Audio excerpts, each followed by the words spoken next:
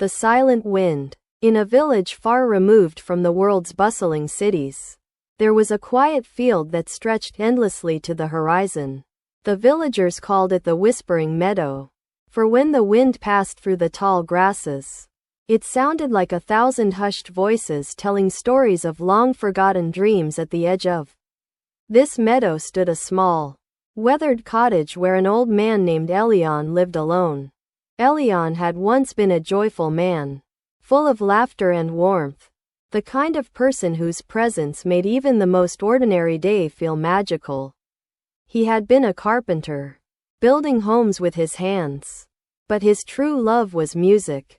His late wife, Aria, had been a violinist, and together they had filled their lives with melodies. Their home was once alive with the sound of her violin, the gentle hum of Elian's guitar, and the laughter of their daughter, Lyra. But that was long ago. Now, the cottage was silent. The violin stood untouched in the corner, collecting dust, and Elian's hands no longer had the strength to play the guitar. It had been years since he had heard music, years since Aria had fallen ill and passed away, leaving him with only Lyra. And then, on a stormy night when the wind howled like a broken song, Lyra had fallen ill too. Elian had tried everything to save her. He spent his days tending to her, playing her the lullabies Aria used to play, whispering to her that she would get better, that the world was still waiting for her smile. But as the weeks passed, Lyra's strength faded. The meadow that once whispered dreams had grown eerily silent, as if it, too, knew what was coming. The night Lyra died, Elian sat beside her bed, holding her hand as the wind outside howled louder than ever before.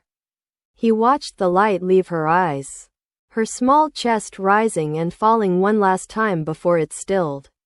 He felt the world collapse in on itself. Everything he loved, gone. First Aria, now Lyra. The silence that followed her last breath was deafening. After the funeral, Elian became a ghost in his own life.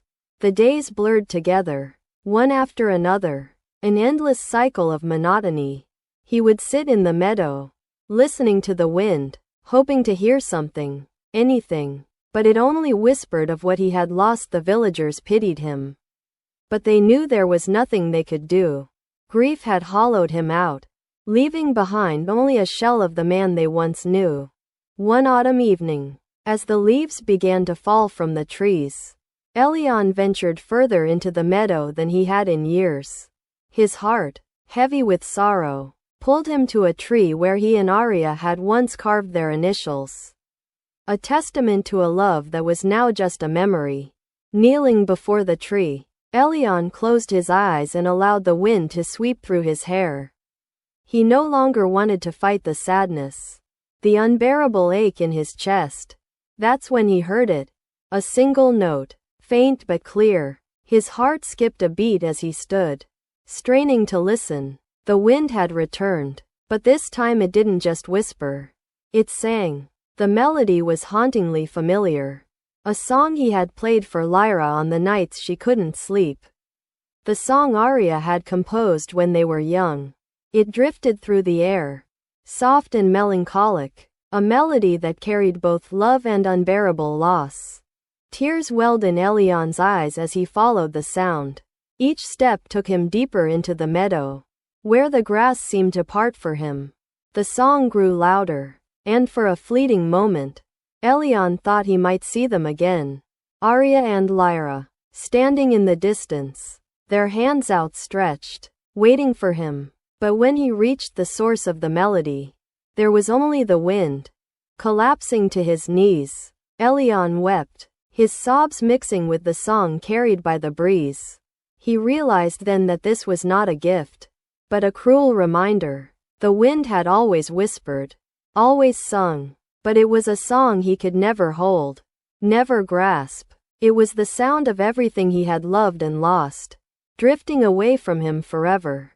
That night, the wind finally quieted, and with it, so did Elian's heart. In the morning, the villagers found him lying in the meadow, his face turned toward the sky, a peaceful expression softening the lines of his grief. The wind had returned to its whispering, but now it carried a new story. The tale of an old man who had loved deeply and lost everything, who had wandered into the meadow one last time to follow the song of the silent wind. And so, the wind continued to sing. But now it sang for him.